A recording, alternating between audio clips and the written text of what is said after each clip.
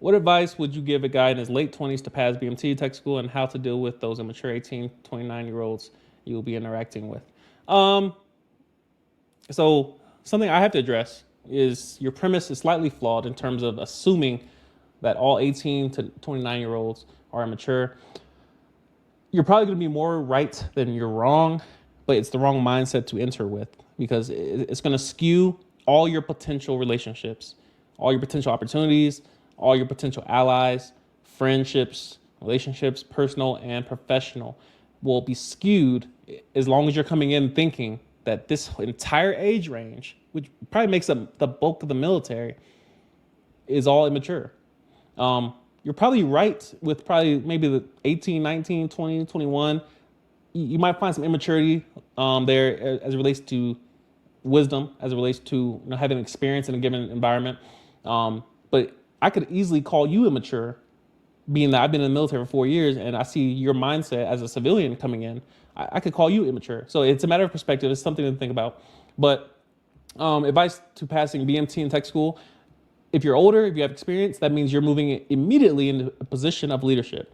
And I don't want to make this a cliche answer of, oh, we're going to lead and there's followers and there's blue and you're just going to serve and you're going to serve your country and you're going to do what you can for your country and Uncle Sam needs you. I'm not doing all that. Leadership being you have experience, you have the ability to mentor someone, you've gone through some things, you have some life experience, you've paid bills before, you got your own car, you got bills, you got a family. You might have some experiences that these 18, 19, 20, 21-year-olds may not have. This is an opportunity for you to show love and say, listen, let me be patient with these other people who are embarking on their career just like I am. They're going through the same stresses that I am. They're coming from their situation. It's all they know. Their stress is relative to their experience, to the amount of time they've been on this earth. That they just don't know. So it's not for me to sit there and just point the finger at them and say, all right, you're immature. You don't know what you're talking about. You don't have a license. You can't drink. You can't rent a car. That's all. It may be factual, but how can you help the situation? How can you benefit from the situation? How can you network with them that you're going to need one day? Because again, you're all coming in with the same rank. So these are your peers, whether they're 18 or 29. Your peers are coming in with you. These are the same class of individuals that if you guys all did 20 years, you would all retire at the same time. These are your work peers, your professional colleagues. So it will behoove you to network as best you can and say, let me help them where they lack an experience. Let me help them there. Where I lack an experience, they can help me. Where if I don't, it's something I'm learning as a new supervisor, that it's not my job to father my troops. It's not my job to teach them about, hey, that tattoo looks stupid, Brad. What are you getting? Like, shout out to my boy, I ain't gonna say his name. But yeah, he gets tattoos like every other week. And again, I'm not getting no tattoos. Like, I don't plan on at least. But it's who am I to say, Brad, you don't be getting no tattoos, Brad. No, you don't need to do that. No. It's not my job to try to be his friend. It's not my job to try to understand him in every single facet. It's my job to help guide him in the Air Force community. And of course, just be approachable as a human being and try to help where I have experience, I can help him. And where he has more experience than I do, as far as maybe he's more social than I am, maybe he gets along with everyone, and I want to get along with a couple people, it's an exchange of value. Exchange of value. And that's how you need to see everyone around you.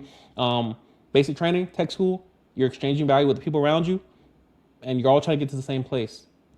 You might as well work together. And as soon as you start nitpicking and saying, all right, well, they suck over here and they ain't got no discipline, they over here laughing and joking around, and I'm trying to graduate, and help them. Help them. Because most people are not getting disqualified for being immature. Most people are not getting disqualified from the Air Force for being immature. They expect that. And the fact that you expect that means you have wisdom, the ability to foresee an outcome.